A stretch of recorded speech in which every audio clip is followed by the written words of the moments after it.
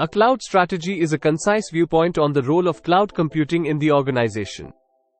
However, business and its leaders continue to make 10 common mistakes when crafting their cloud strategy. According to Gartner, Inc., a good cloud strategy should be a short and consumable document, consisting of 10 to 20 pages or slides, said Marco Minidi, Vice President Analyst at Gartner. In addition, the business strategy should drive the cloud strategy and provide guidance to those who will implement it. It must coexist with other strategic efforts, not try to redo them. Business and its leaders should collaboratively build a cloud strategy and avoid the following 10 mistakes when building their cloud strategy. Cloud computing isn't only about technology. Those outside it have skills and knowledge critical to cloud strategy success. Business and its leaders should avoid the mistake of devising an it-centric strategy and then trying to sell it to the rest of the business, said Minidi. Business and it should be equal partners in the definition of the cloud strategy.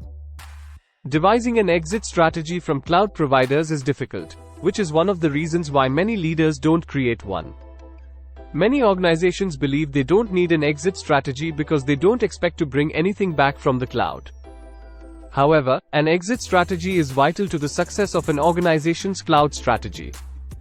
It's like having an insurance policy in your drawer that you hopefully will never need to use, said Minidi. A cloud strategy is different from a cloud implementation plan, and a cloud strategy must come first. It is the decision phase in which business and its leaders decide the role that cloud computing will play in the organization. A cloud implementation plan comes next, putting the cloud strategy into effect. It is never too late to begin a cloud strategy.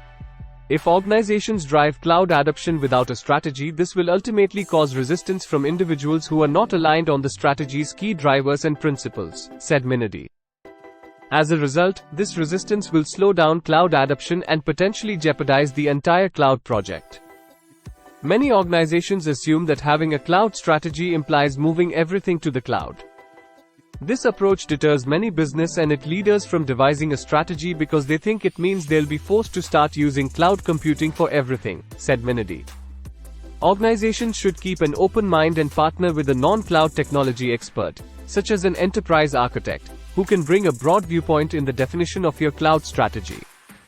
Many organizations confuse their cloud strategy with their data center strategy. While organizations need to keep them separate, they need to ensure they align with each other because that affects the role that cloud computing will play in their organization. Cloud strategy decisions are workload by workload, not data center decisions, said Minidi. Another common mistake that organizations make is to adopt cloud computing because the CEO, CIO, or the head of a business unit believes that doing so will result in cost savings.